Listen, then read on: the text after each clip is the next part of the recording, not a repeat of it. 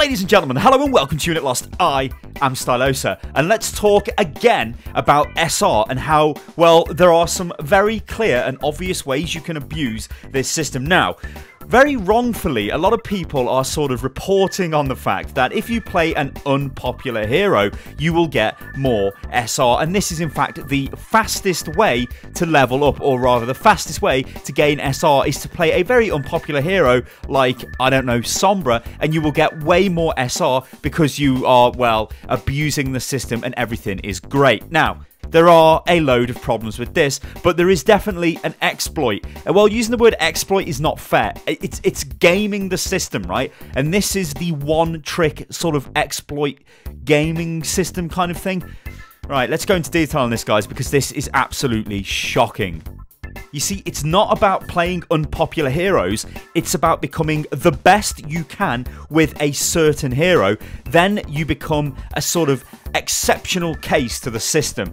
You will lose way more SR when you lose, and you will gain more SR when you win, if you are good with that singular hero. Now, why is that completely ridiculous? Well, Overwatch is a game about flexing. The best Overwatch players, in my mind, are the guys that flex, are the guys that meet the needs of the team, are the guys that look at what the enemy's got and think, okay, we should swap to this hero, or we should swap to that hero. Oh, we need a Reinhardt, guys. I'll take the Reinhardt, even though I'm a DPS player. It doesn't matter. We need the Rein, and then we win the game. Now, remember that, win the game, because it's a crucial fact in all of this stuff. You actually have to win, as you won't gain any SR.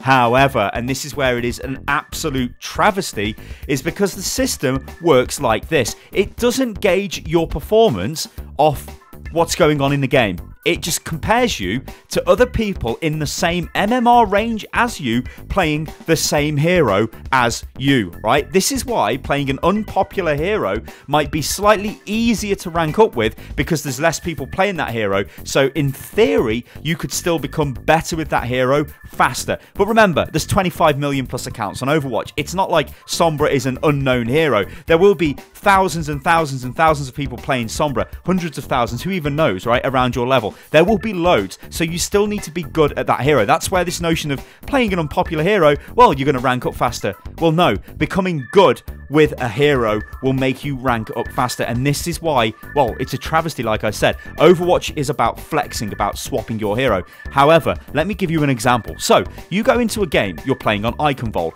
and let's say you need a Reinhardt to push through the choke. Nobody's playing the Reinhardt, we're not getting anywhere, and you're playing on, I don't know, Hanzo, and you're a particularly good Hanzo. Let's say you're a GM Hanzo and everything's going great. What you decide to do, though, because you can see your team are not going through the choke, is you get the Reinhardt. And then you start to push through the choke, right? Everything's going great, everything's going swell, but you don't take the point.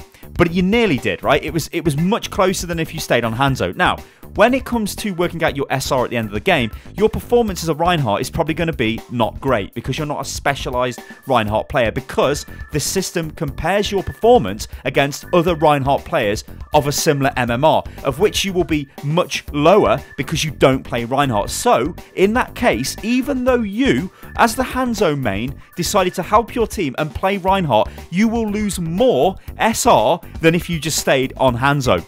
So why is that the case? Like, you start, what are you talking about?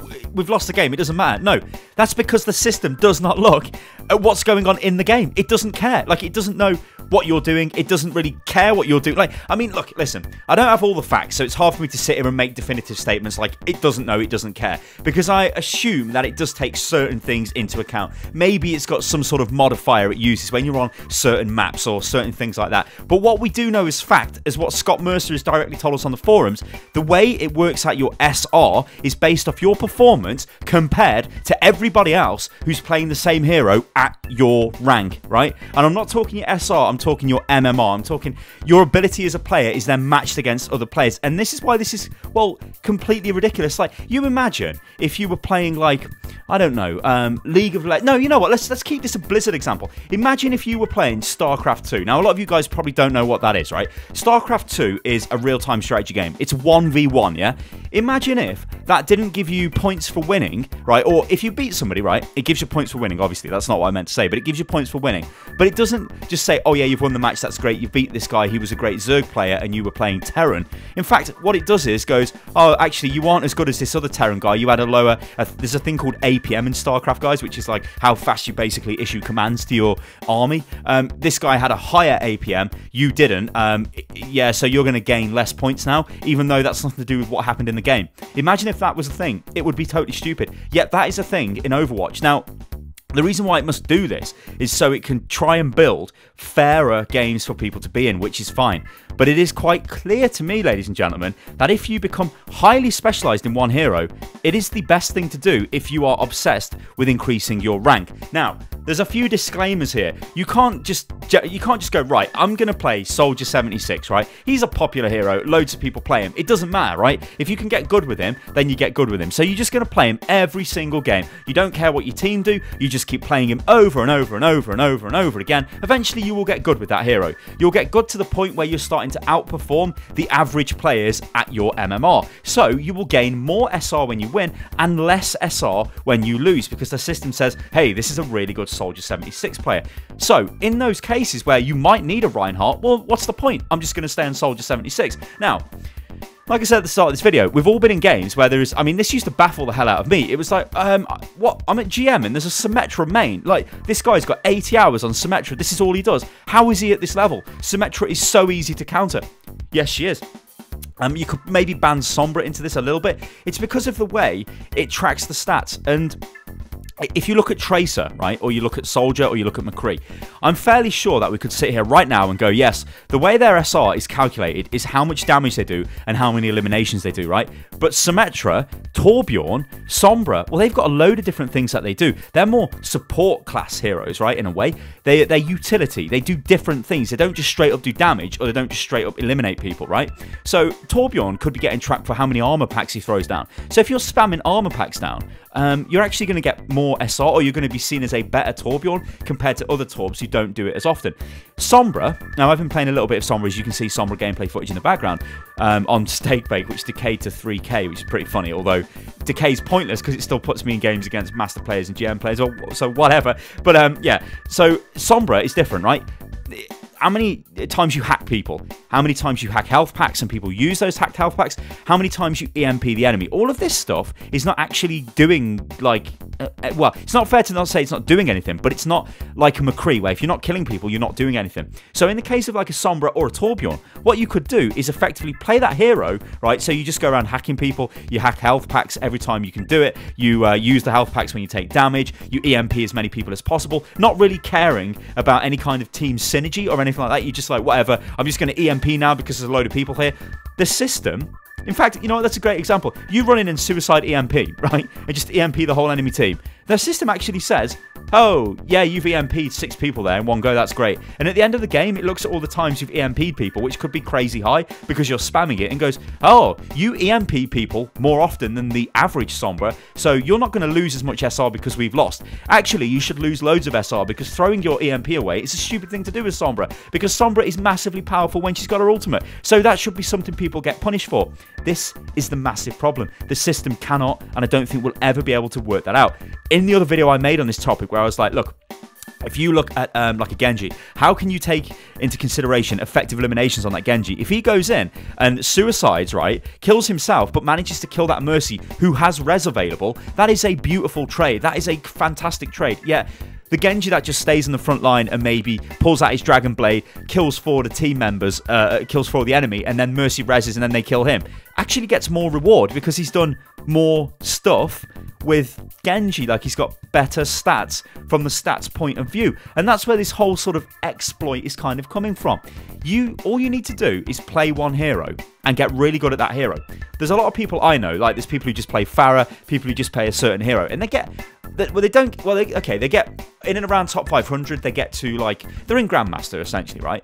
But when they lose, they don't really lose that much, right? They might lose 15, 16 points, but if they win, they get 25 plus and stuff like that. It's because when they win, they are doing stuff, like they're playing well. I mean, this is the thing I've got to stress, right? These are not bad players. They're really good players with that hero. But I think anybody could become really good if they just keep playing that hero over and over again in a game which is supposed to be about swapping your hero, which is the kind of counterintuitive thing about this entire system, at least to me, and at least the way it's been explained. So these people who become stupidly specialized get really good stats, right? And if you look at certain heroes, like you look at your Junkrats, you look at your Pharahs, they can generally do a lot of damage. Now, other Junkrats and other Pharahs will do a lot of damage, but if you become better with them, you will do more damage, you will get more eliminations. So that then means you're performing, in the system's eyes, much better than a general Junkrat or a general Pharah is. So, or like the average one at your level, I guess is, well, when I say level, I mean your rank, and when I say rank, I mean your SR, and when I say an SR, I mean your MMR. So you can see how stupidly complex this is. But yeah, essentially, if you perform better than those people that are not even in your game, they're just from a massive sample size of players, then you will get more SR when you win and less when you lose. Now, this is where the idea of being like an exception to the rule is, like somebody who is highly specialized on one hero. So you can basically take you can have your apple and eat it. Is that you can have your pie and eat it? I don't even know what I'm saying, right? Cake and eat it. That's it. You can have your cake and you can eat it, right? If you play a hero that is not really in the meta, right? So if we look at my level where I play the game, now I know everybody plays the game at different levels, right? But the meta is pretty much a standard thing, right? If you were playing Soldier 76, he's probably going to be in most games, right? However, if you played Hanzo, right? Hanzo's not that often in games, yeah? Widow, not that often in games. Symmetra, not that often in games. Torb, not that often in games.